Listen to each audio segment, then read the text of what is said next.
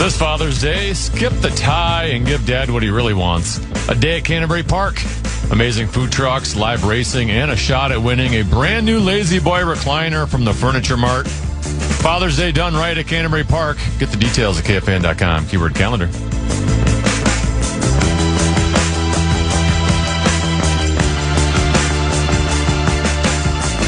Everybody's getting haughty. Doesn't matter where you are, where you've been, where you're going, where you're at. Everybody thinks they've got all the answers. But I'm as humble as they come. I'm humble and lovable. Hey, top of the hour. Let's do a little 534 brought to you by the Willow River Company. Time now for 5 questions. Well, actually 3, but 5 sounds like more than 4. Brought to you by Willow River Company. Did I tell you how well? Well, you can keep playing it. I'll just talk over that. Did I tell you how good a job? Question number 1. Naomi and Ashley are doing pulling weeds at my house. I'm just so. You send them to my house next? Well, here's the deal. Well, for a fee. Tell me, I got some fatherly advice for you. Everything costs money. Just ask Odell Beckham Jr. They just do a great job. I decided that. A wise man once told me, because I would say to him, I got to go pull weeds at my house. And he goes, when you're on your deathbed, you're not going to say, I wished I'd pulled more weeds. And so that's why I gave up on it. That's why Willow River. Throw money at the problem. I throw money at Willow River Company is doing a wonderful job for me. Anyway. Send them my way, literally, seriously. Okay. I'll take them. And now it's time to go in the paint. San Antonio Spurs star Victor Wembanyama will not receive a flagrant foul for his shove to the upper body of Knicks guard Jalen Brunson in Game 3 of the NBA Finals.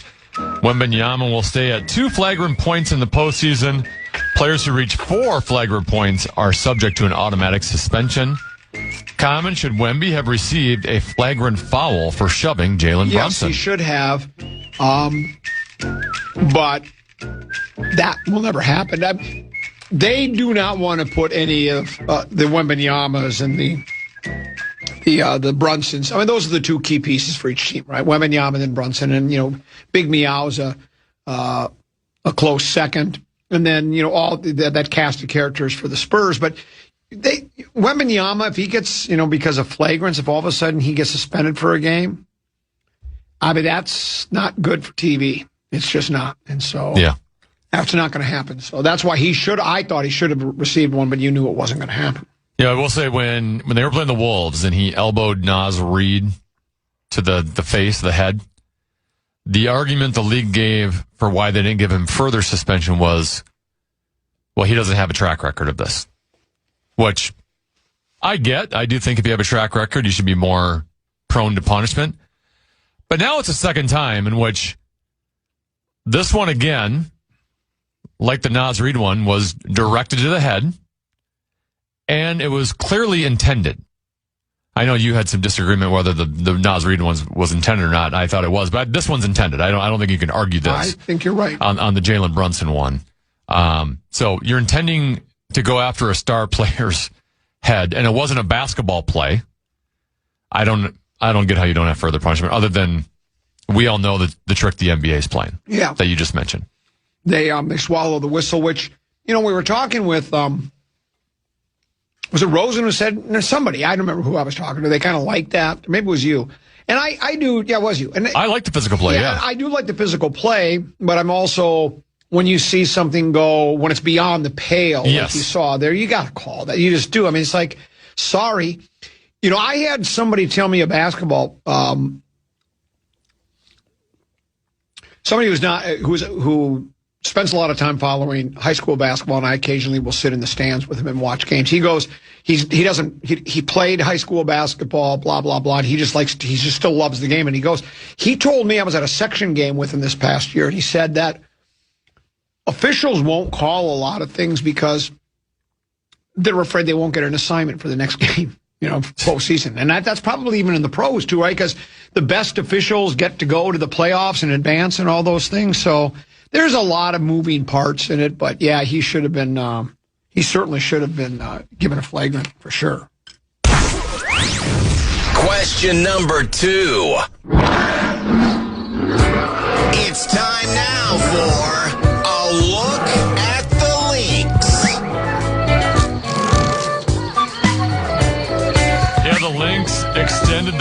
streak to 8 games with a 176 victory over the Dallas Wings last night at Target Center.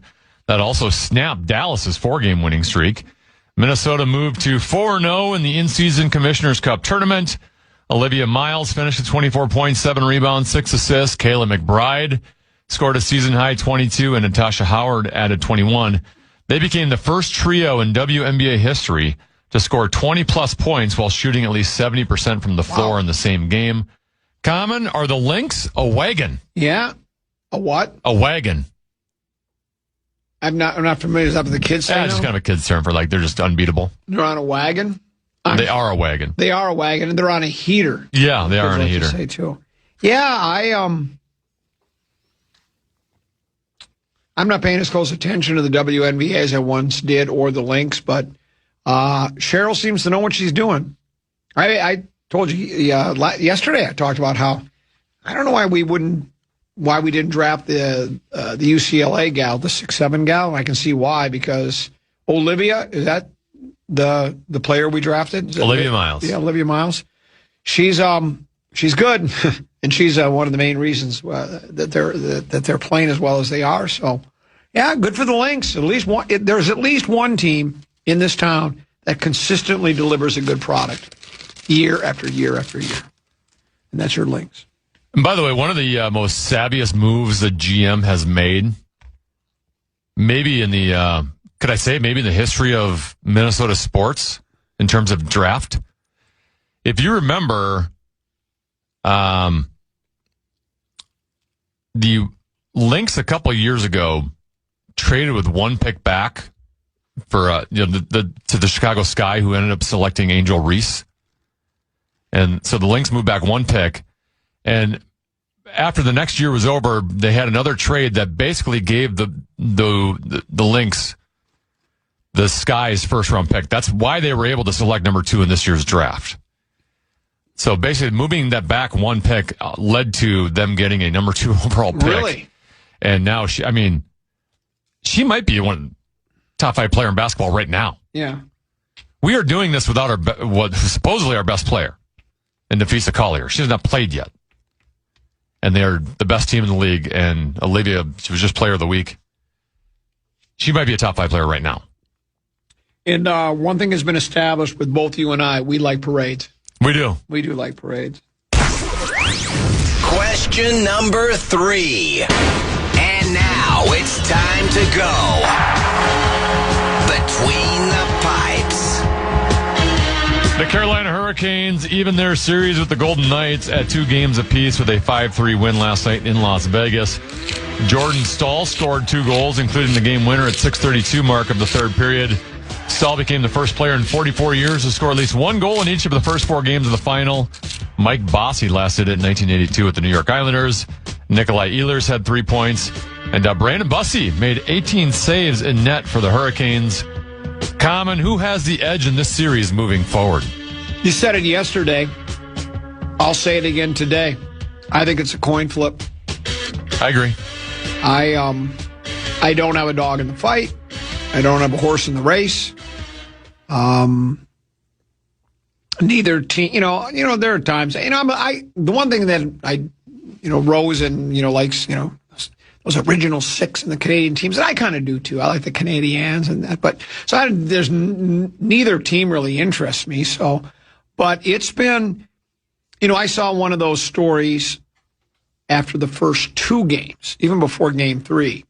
Or maybe it was after game. It was either after game 2 or game 3, where the headline of the story was actually a question mark. Greatest Stanley Cup finals ever? And I don't know. I don't recall each and every Stanley Cup final. There's been some great ones over the years. But what do you think as far as... So far through 4, they're on pace for it. Yeah. I mean, just from a pure entertainment standpoint, I think a lot of people went into the series thinking, man, both teams are stingy defensively. Maybe it's going to be challenging to score goals. Well, that has not been an issue. There's basically a record amount of goals being scored through 4 games. Every game, there's been a 2-goal lead or more that has been blown. The skill level is off the charts. It's playing with speed. It's playing with pace. Mark Stone's been playing unbelievable for Vegas. Every time he could somehow one of the slowest guys on the ice, keeps finding the way to get breakaways, and he seems to hit and bury it every single time. Last one was that the first two goal end up being a 2-goal deficit. We had overtime games, the double overtime game in game 3. Obviously, we still have 3 more games to go, but through 4, it's on pace for one of the best that I've ever seen. Maybe just 2 more games to go, Dana. Or do you think it goes 7? Like I said, from the get-go, and you just said I think it's a coin flip series, so I would assume it's going to go 7. But whoever wins the next game, it'll be a coin flip game for Game 6, and they can land on that side of the coin flip again. Remind me who has home ice advantage? Carolina does now. It's Game 5 is in Carolina now. Very good. The last 2 are in Vegas. Okay. Question number 3. I'm going to say something controversial. It's time now for the controversial question of the day. This might be funny to ask you this question because you might answer none. But Common, if you could only view one website for the rest of your life, what would it be and why?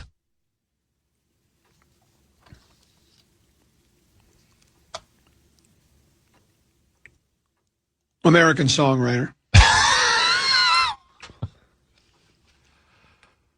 What's on American Songwriter? It just has stories about the craft of music. It just has stories about songs and artists and ranking of albums, and it's all about music, and that's the one I like. I really enjoy that. I don't know what else. How about you? I would probably just go with StarTribune.com, just so I've got my sports, my local flavor of sports, but I also have news at my fingertips to know what's going on in the world.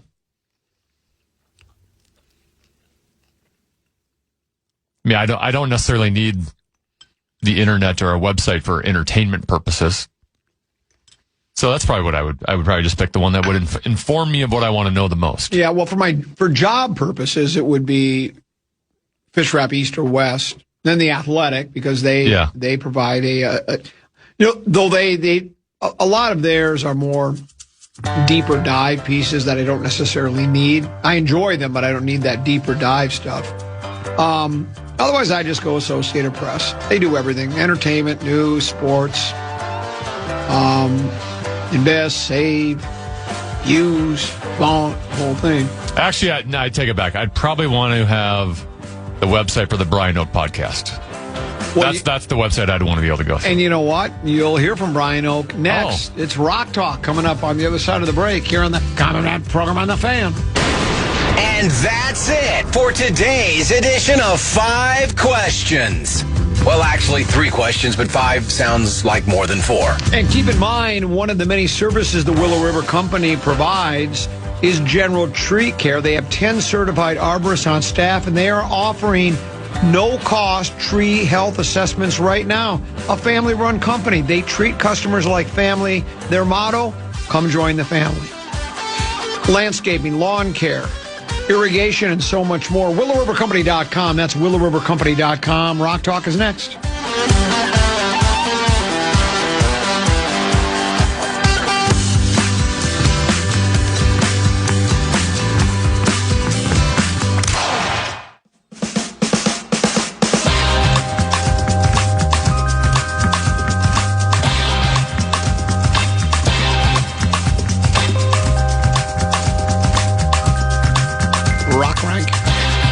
KFAN welcomes some great shows at Treasure Island this year, including Gabriel Iglesias. I beg your pardon.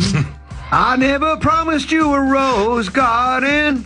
On July 31st, Joe Bonamassa. Take me home, country roads, to the place I belong. On August 15th, and Snoop Dogg.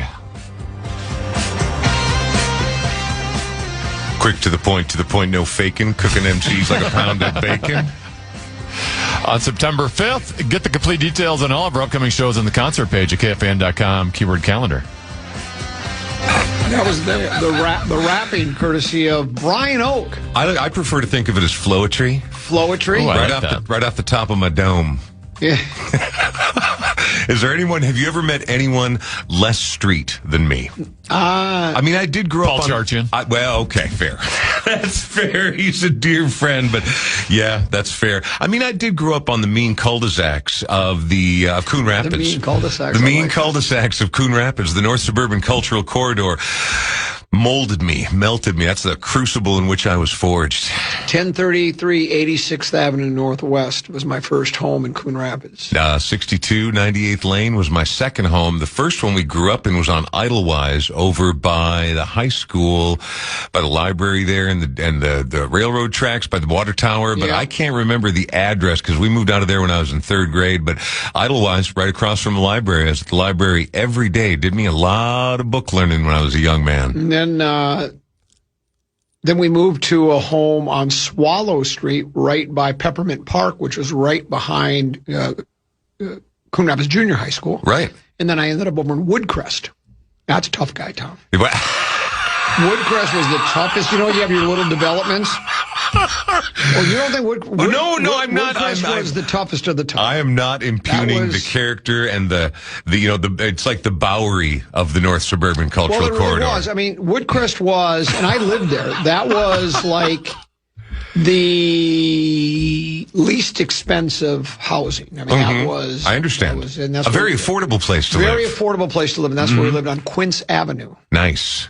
Quince Avenue. And that's probably was the beginning of the end for you with your, Haight-Ashbury days, et cetera, et cetera. You were running with a tough Coon Rapids crowd. That was actually the beginning, yeah. Yeah, the beginning of the beginning of the end. Speaking of Haight-Ashbury days, the next week, I will be gone Friday and Monday. I'm flying with my lovely wife, Potato. We're going to San Francisco to visit baby brother Peter. Excellent. Who is interning there. And one of the stops is going to be at the corner of Haight and Ashbury. Well, have you been before? No, never have been there. Okay, so I've never been to San Francisco before. I only went, the very first time I went to San Francisco, 30-ish years ago, maybe a little long, somewhere right around there. I, of course, made a beeline for Haight and Ashbury because, I was a neo-hippie in the late 80s. I grew my hair long. I wore the paisley shirts. I was into it. And that was the music I grew up with, right? And hearing that and digging through my parents' record collections. And so I made a beeline for the Haight. I don't want to pop your balloon, but you probably don't need to have any flowers in your hair anymore. No. There's a little bit of touristy, Atlantic City kind of, hey, this is where the hippies were, kind of T-shirt shops and stuff. But it lacked, it's a little grimy too. I'm going to be honest. It lacked any sort of real sort of sunshiny flower power nostalgia, but obviously a very significant cultural moment in space-time, right? So yeah, you should absolutely go visit. It's right across from the park, which is gorgeous. When I walked there, I tried to imagine that park just overflowing with all the migrants from the Midwest and other parts of the world who are like, no, utopia is being built here. Let's go. Before it completely decayed into pimps and drug dealers and thieves and people there to take advantage of young, bright-eyed, idealistic youth who were just hoping for a better tomorrow. And maybe some of that free love I've been hearing about. Yeah, baby. Are you familiar with Tiburon? I know that is the Spanish word for shark. Shy of that, no. It's right across the bay from San Francisco. Okay. Where Gregory Corso, Neil Cassidy, Kerouac, and Ginsberg all held sway. Yeah. That was the beatnik era. Exactly. And that was in Tiburon. Vince Guaraldi was there. Lenny Bruce got busted at the Hungry Eye. Yep. And so I plan to go to Tiburon just to kind of check it out. I don't know. Again, that probably won't be that touristy anymore. No, but still, worth going for you because this matters to you. These are stories that are an important part of American culture, especially the counterculture. And, when you talk about your Haight-Ashbury days, that's no small feat. Again, the Haight-Ashbury era is something that, again, requires context. Not everybody was fun-loving and freewheeling back in the 60s, right? This was a countercultural movement. And so these things that happen, the reason they left such a massive impact crater across the decades and continue to be influential and a source of inspiration, there wasn't anything like this. The world was literally changing, and for a lot of people, they thought for the better. This was it. We were finally getting out of this nonsense capitalist claptrap, and we were going to live a different way. And of course, it proved to be a little too idealistic. But no, I think you should check out all those places. That sounds great. You gotta go to Sausalito on the way there. Yeah, Sausalito summer nights. We probably will go visit Sausalito. The Hungry Eye was another bar there. There was the Trident, where Chet Baker used to play his trumpet. So all of that was in that beatnik days, which was, kind of prior to, that was kind of the lead into the hippie days. Exactly, right? exactly. And if you look at, San Francisco was a hotbed for music back in the 60s. You look at the list of and bands. even before that, the 50s and 40s, the jazz explosion in San Francisco was also massive. Grateful Dead, yep. San Francisco. Jefferson Airplane yep. from San Francisco. Janis Joplin and the Big Brother and the Holding Company. Santana, Sly and the Family Stone. Quicksilver Messenger Service.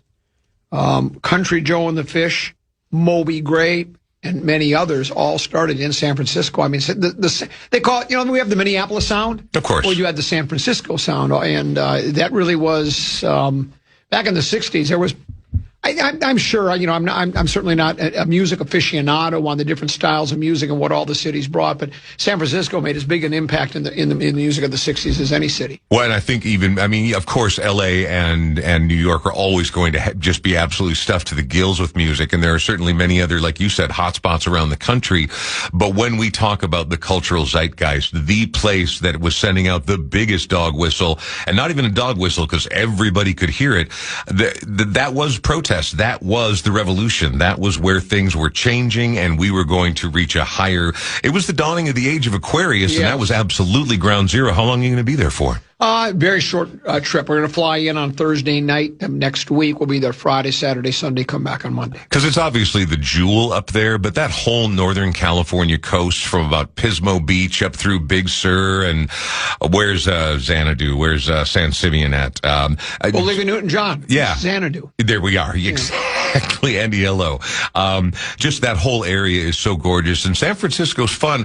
It would be a city that I would consider living in if it weren't so freakishly expensive to live there. I agree with you, Oak. Yeah, you love it? I could see myself living there, other than the price. The ocean's right there. Northern California bears a very strong resemblance in terms of the coastline to Oregon. Right, is apparently exactly. And the hills are fantastic. Yeah, no, it was one of those early boom cities, so it's got a big city feel to it, but it's still cool, and it's weird, and even if it's not Haight-Ashbury idealism, there's still a very, very cool vibe out there. San Francisco's great, man. I hope we don't lose you. I hope you come back. No, I will, but I'll go ask Alice. Yeah.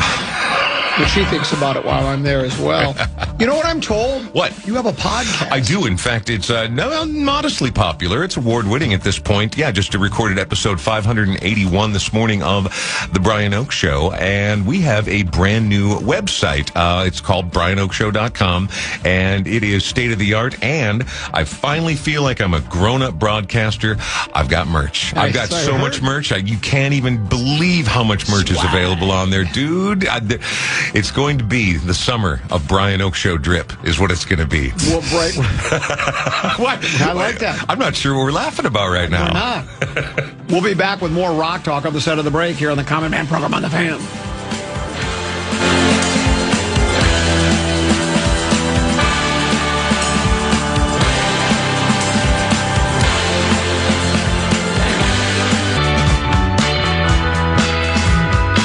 Closer to the action with KFAN. Breaking sports news, exclusive contests, and more. Follow at KFAN 1003 on Instagram, TikTok, and X to stay connected.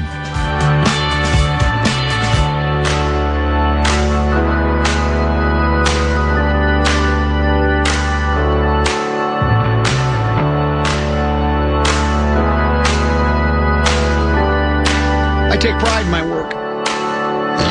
It shows. Even I couldn't keep a straight face on that one. Come on now, sure you could. Hey, San Francisco-wise, I know you haven't bumped back yet, but San Francisco-wise, did you intentionally leave out Huey Lewis in the news?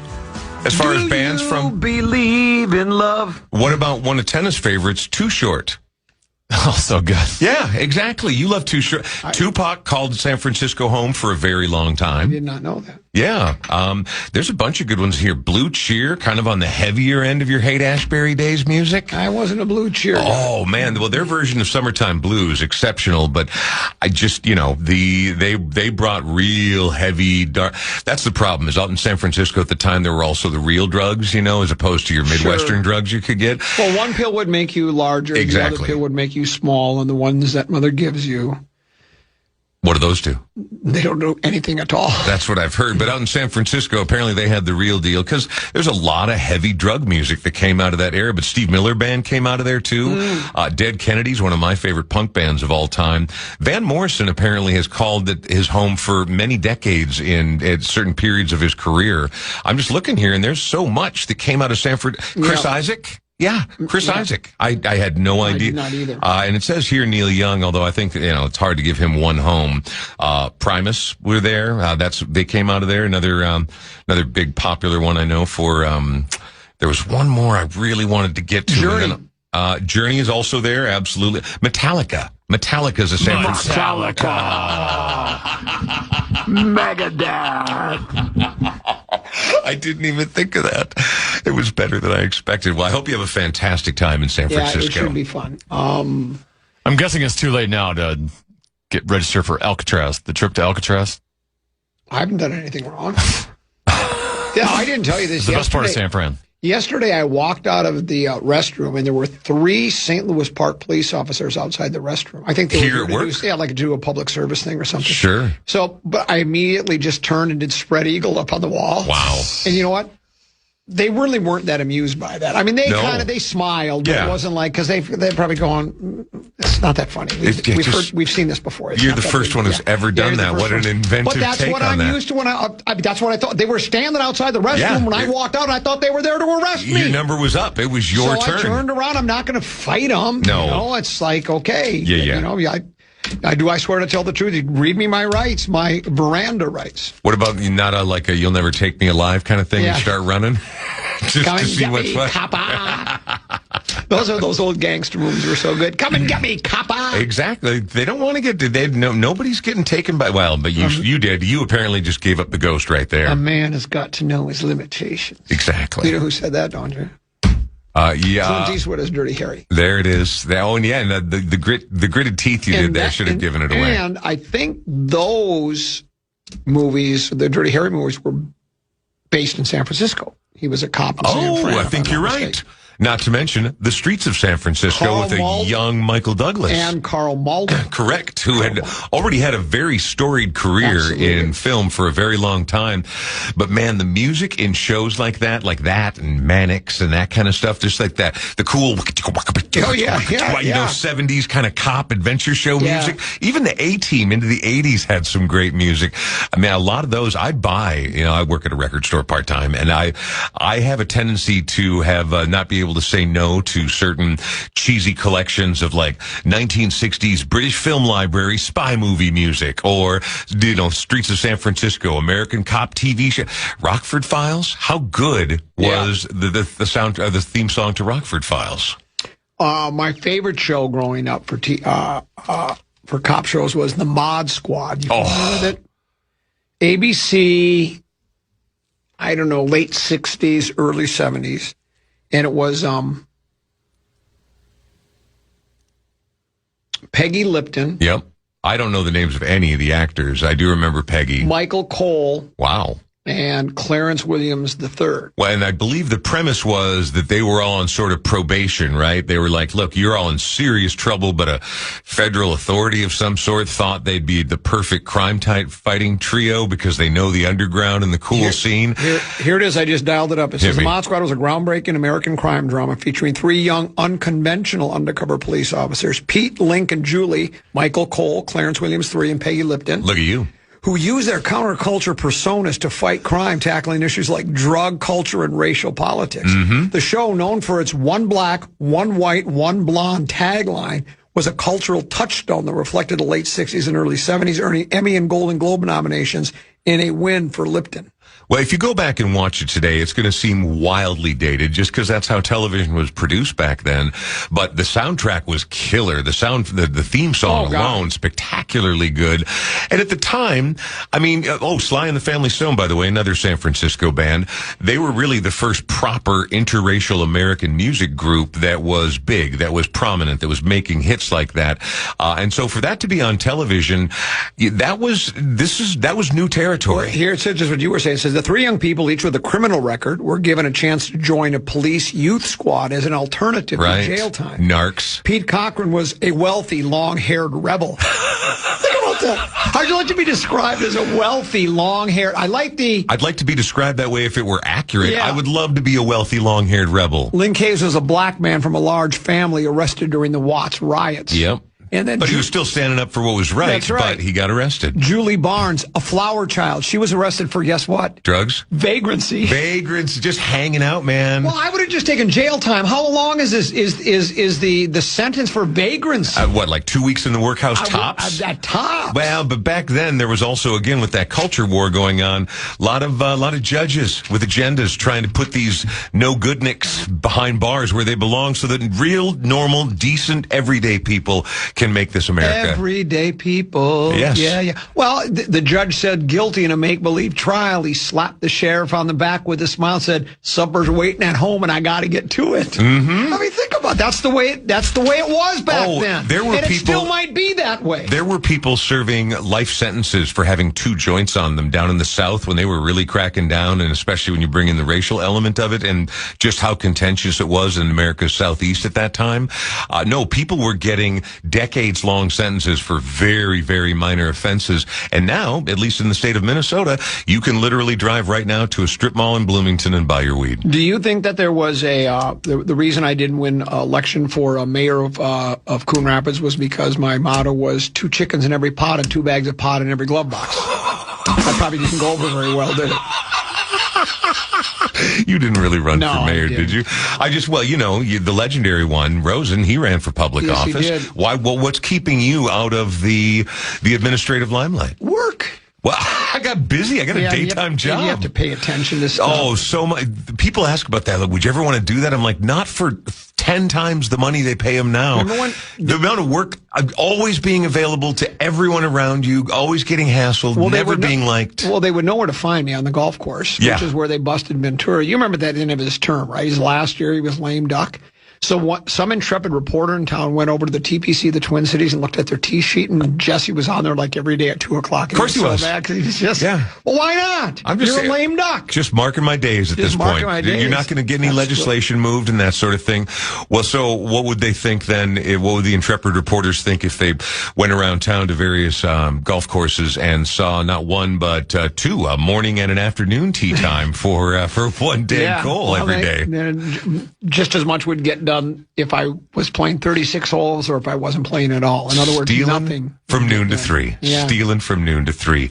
Do you want to know anything about today in history? Well, I can absolutely do that. I thought you would maybe be a little more excited because details are starting to leak out about the upcoming nuptials between Taylor Swift and Travis Kelce. See, I had to ask you. I knew they were engaged, but I didn't know that this was moving right along. And that when is the wedding? When is the wonderful day? Well, I don't know that we actually have that yet, but apparently here they both said they're excited to plan the wedding. They're also quite preoccupied with their work.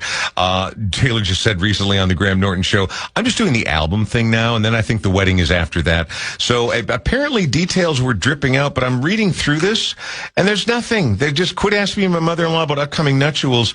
Oh, so this was one of those, those headlines you click on that are very misleading. It said everything we know so far, and now having just skimmed the article, literally nothing. So I'm sorry that I brought it up. My guess is she will have a wedding dress second to none that will be designed by some bridal gown designer, and it will be one of those that's Actual cost $989,340. She'll have $1 million dress. Right? Oh, for sure. I mean, it's going to, yeah. Or do you think she might be the kind that they'll just do it very? You don't think they're going to do justice of the piece, do you? I think that they're going to split the difference on the wedding dress. The wedding dress is obviously going to have to be genuinely legendary, but she's not an overly frilly type. I mean, yes, she has some stage costuming that is, right, but I bet she's going to go with something simple and classic and elegant and probably still somehow worth $1 million. I don't know about the justice of the peace. I don't know either of their religious bents or how they conduct their affairs. Do you think that he'll wear a tuxedo or just a suit? And if he wears a tux, will it be Kansas City Chief Red? I don't think so. But again, in the modern day and age, when you're talking about professional athletes, it's kind of like talking about rappers. They're not just going to show up in a standard black tux with a bow tie. That's just not going to happen. So I suppose anything is possible. It'd be refreshing if they did, though, right? If it was just very simple, wasn't a big deal. Oh, I'd love it. It'd be fantastic.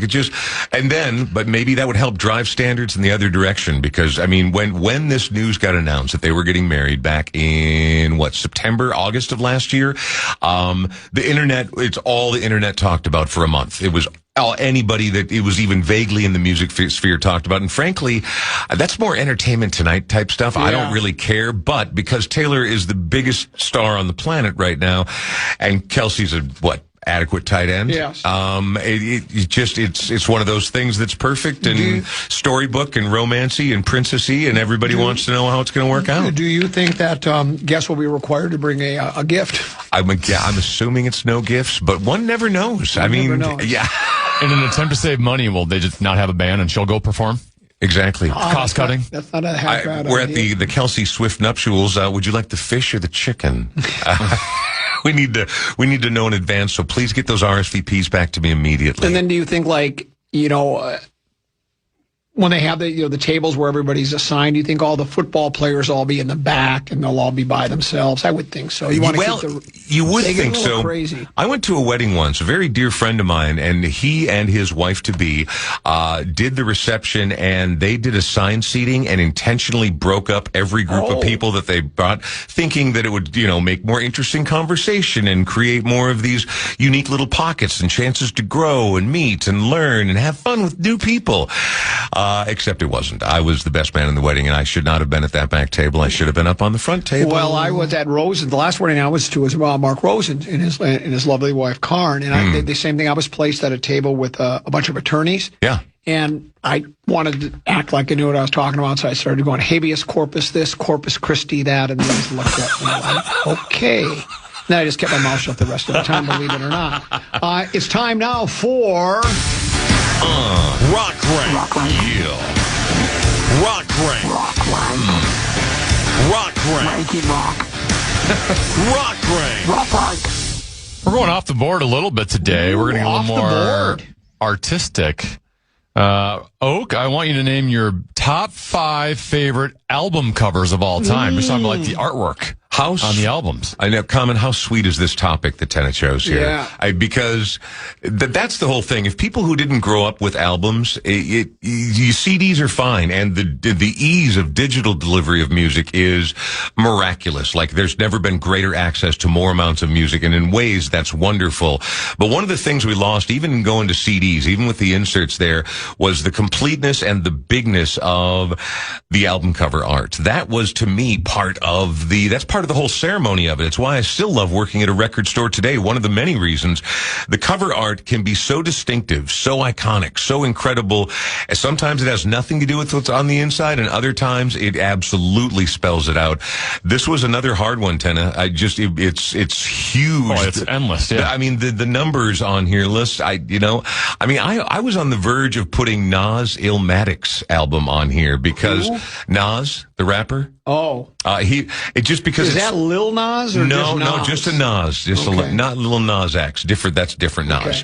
This is OG Nas. I didn't know there was that many Nas's out there. Yeah, but I mean, and then there's Nas Reed. Yeah, well, exactly. I think Common's getting it now. Nas was the OG. Yeah, exactly. I mean, Nas, man. Oof. Anyway, starting at number 5, it is Nas Reed. It's not Nas Reed. It's a bit of a novelty album cover in the sense that it's interactive, and it was famously designed by Andy Warhol. I could be talking about 2 super iconic albums right now, but I'm not talking about the Velvet Underground and Nico, which had the big banana on it with the peel on it. Very creative. And yes, we have no banana. Exactly. Well, the other one also featured that same iconic banana, and that would be the Rolling Stones album Sticky Fingers. On the original pressings of the album, there was an actual real-life working zipper on the pants. If you haven't seen the cover of it, take a moment to acquaint yourself with Sticky Fingers. Electrical banana. Not the British cover, but the American cover. And there's a working zipper on a rather tight close-up of a gentleman's center area, basically just above the waist. No, it's an actor that worked for Warhol because he was taking pictures of him all the time. But let's just say certain aspects are relatively pronounced in that photo. When you undo the zipper, the iconic Andy Warhol banana would fold out of it. Oh, it would. Now, almost none of those survive to this day. If you have one, it's worth hundreds. A lot. Hundreds. Hundreds? Well, I don't know about hundreds of thousands, but absolutely hundreds for an absolute original. But they're not impossible to find with the banana they are. But that's my number 5 is Rolling Stone Sticky Fingers. Okay. Number 4. Number 4, the Cars, who we've been talking a lot about lately. Candio hit me at a time when I started to realize You're like women splayed across the hood of a car. I started to realize there were other things in life besides video games and the humdrum Dungeons and Dragons. I loved the music of the Cars. Again, new wave hit me like a bullet, and they were both guitar and synth new wave. And then that album cover, as done by legendary pinup artist Antonio Vargas, apparently I believe of drummer David Robinson's girlfriend at the time. I think that's absolutely right. It's let's just say that if we're without qualifying it any further than that, easily in my top 5 album covers of all time, coming in at number 4. Now I see why. After seeing it, you do see that one right there. I understand. It's evocative. It sort of gets you in the mood set for listening to that particular record. Next up, number 3. Number 3. Similar era right there, and another sort of new wavy band, this one out of New York. They have a bunch of great albums, but this one, again, hit me at the right place, the right time, and to this day, I can spot it from across the room, even if I can just see a tiny sliver of the album cover. That would be Blondie's Parallel Lines, I believe 78, 79, and it's all the parallel, white and black stripes, vertical stripes, with the band all dressed in white and black standing in front of it. They're all in black. She's in a white dress. It's such an iconic moment in time and in music, and it's a really striking cover. I think it's great. It sounds like a lot of these covers are from some of your favorite albums musically as well. It's true. I'm going to be honest. I mean, because again, as we look at the also-rans, zillions of incredible covers, but these ones, you ask me my favorites, and Parallel Lines will always stick out as one of my favorite albums of all time. Number 2. Number 2. It is not my favorite album by him, but to me, I think it's the most iconic cover, and I happen to own a framed autographed copy of this album, which is probably my only really truly valuable collectible in all my collection. David Bowie's album, The Rise and Fall of Ziggy Stardust and the Spiders from Mars, because the whole premise of the album, it's a concept album, right? He is from outer space. He has come to give the news that you guys blew it. We would like to help you, but you've already killed the planet. The song 5 Years is a devastating sort of moratorium on just exactly what have we done to this planet. Anyway, it's him in all of his glam finery standing in a very dingy and colorized British alleyway, London alleyway. And it just, to me, my favorite guy of all time, super iconic. And just, it was sort of the most famous he was ever going to be. Certainly he got known over decades and decades, but as far as an actual instant moment, he had defined this new persona, and the cover, I think, is a perfect representation of what happens inside the album. Brian Oak's best album cover ever. This was one that was in my dad's collection, and it has stuck with me forever. You want to talk about your Haight-Ashbury days? Bob Wills and his Texas Playboys? Not exactly, although that's great. The Louvin Brothers, Hell is Real? No, also not that one, although spectacular album cover.